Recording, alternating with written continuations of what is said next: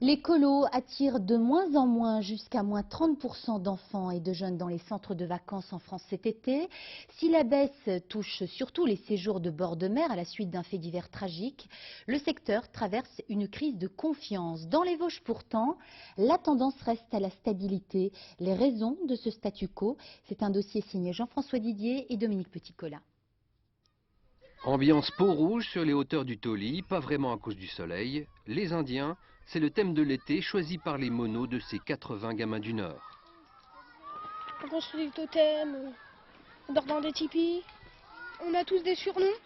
Et puis en fin de compte, c'est comme c'est le thème indien, et ben il y a les animateurs qui sont déguisés en indien. Les poneys, le ranch, les tipis, c'est vraiment faire qu'ils sont dans un autre monde pour peut-être oublier, pour qu'ils quittent complètement l'école, la famille, enfin le quotidien, et partir 3 semaines vraiment dans un autre univers. Donc là, la nature, c'est vraiment idéal.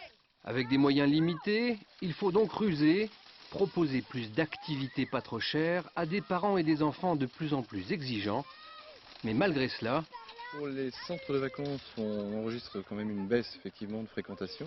Pour les 6-12, on reste quand même dans le traditionnel, même si on essaie de sortir, il n'y a pas encore de déclic, je veux dire, au niveau des familles pour envoyer davantage d'enfants. la colo traditionnelle a donc du plomb dans l'aile, mais pas ici. À Gérardmer, malgré la météo, la sortie parapente annulée, les grands sont autant que l'an dernier et n'auront pas le temps de s'ennuyer. 14 jours à mener tambour battant. Voici donc leur planning, aussi fourni que coloré. On propose un panel d'activités plus important. Pourquoi? Parce que je pense que c'est l'évolution pour qu'on ait encore des jeunes en centre de vacances. Depuis 20 ans, il a fallu proposer des choses pour que les jeunes ne désertent pas les centres de vacances, pour que nos structures puissent vivre. Et dehors, les petits et les moyens ne sont pas en reste. L'organisme vosgien est l'un des seuls en France à ne pas perdre de clients.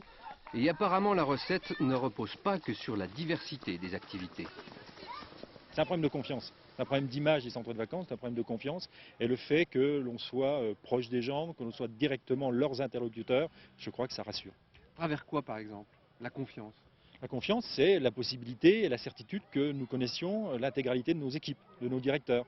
Le fait que ces directeurs-là viennent préparer leur séjour, qu'on les envoie présenter leur séjour aux futurs gamins. Le serpent se mord la queue avec des activités plus nombreuses, plus coûteuses. L'encadrement doit suivre, donc les tarifs augmentent.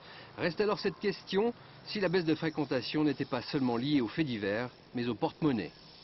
C'est plus difficile de faire vivre les gens ensemble aujourd'hui parce que peut-être que, c'est parce que toutes les tranches de la population ne sont pas représentées, ne sont plus représentées pour des difficultés d'accessibilité financière au centre de vacances.